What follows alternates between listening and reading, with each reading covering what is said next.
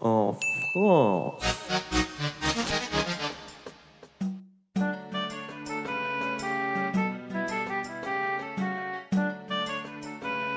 Alors, le camphrier, c'est un arbre. Et au départ, c'est un arbre où habite Totoro, du dessin animé de Miyazaki, mon voisin Totoro.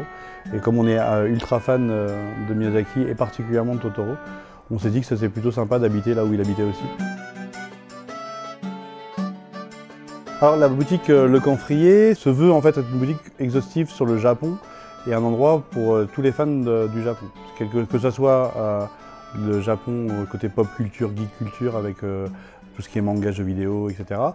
Ou que ce soit le côté traditionnel avec des kimonos, avec les cérémonies du thé. Oui, alors ici on est dans la partie traditionnelle du magasin où on retrouve différents produits. Donc on va avoir tout ce qui est art de la table avec de la vaisselle, des services à thé, à saké, à sushi, des plats, de la porcelaine, de la céramique.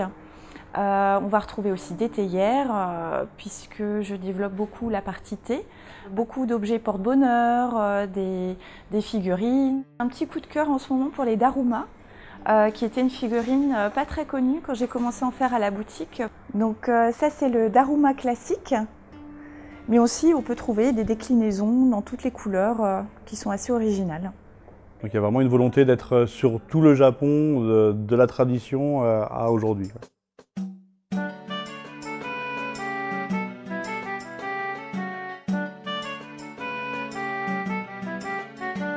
En partie librairie, on a effectivement le manga. Le but c'est d'avoir tout.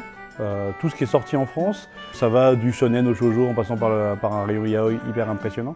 Et après on a aussi un rayon littérature avec la poésie, la littérature japonaise, des livres sur la cuisine, sur l'art de la langue, sur l'histoire, sur les arts martiaux et sur les arts traditionnels.